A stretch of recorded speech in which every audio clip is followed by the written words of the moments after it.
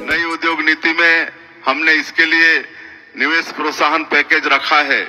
छत्तीसगढ़ में उद्यमी अब ग्रीन स्टील की ओर फोकस कर रहे हैं। नई उद्योग नीति से इसके लिए बेहतर वातावरण बन रहा है। इस बात का अनुमान है कि अगले 5 वर्षों में प्रदेश में 2.5 लाख करोड़ रुपए का निवेश होगा और इसके चलते 5 लाख नए रोजगार सृजित होंगे। हम अटल नगर नया रायपुर को आईटी हब के रूप में तैयार कर रहे हैं और तेजी से आईटी कंपनियां यहां निवेश के लिए सामने आ रही हैं। यहां पर हम 14 एकड़ में एआई डाटा सेंटर भी बना रहे हैं। इससे बड़ी संख्या में लोगों को रोजगार मिल सकेगा। राज्य के युवाओं को वित्तीय बाजारों के लिए प्रशिक्षित करने और इसके माध्यम से रोजगार के अवसर बढ़ाने शासन द्वारा नेशनल स्टॉक एक्सचेंज के साथ छात्र स्किलिंग प्रोग्राम के लिए एमओयू करने का निर्णय लिया गया है।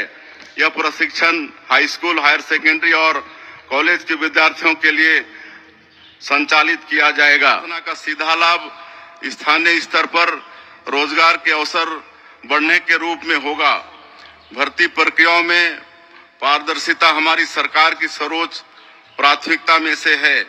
पीएससी परीक्षाओं में भ्रष्टाचार की जांच का कार्य हमने सीबीआई को सौंपा है और सीबीआई इस मामले में पुख्ता कार्रवाई कर रही है। हमने पीएससी परीक्षा में पारदर्शिता लाने इसे यूपीएससी की तर्ज पर आयोजित करने का निर्णय लिया है। सरकार द्वारा उठाए गए कदमों से युवाओं का भरोसा पीएससी की परीक्षा में लौट आया है।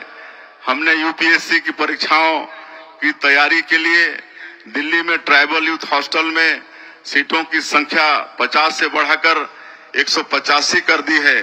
हम रायपुर के नालंदा परिसर की तर्ज पर प्रदेश के 13 अन्य नगरीय निकायों में ऐसे ही लाइब्रेरी बनवा रहे हैं।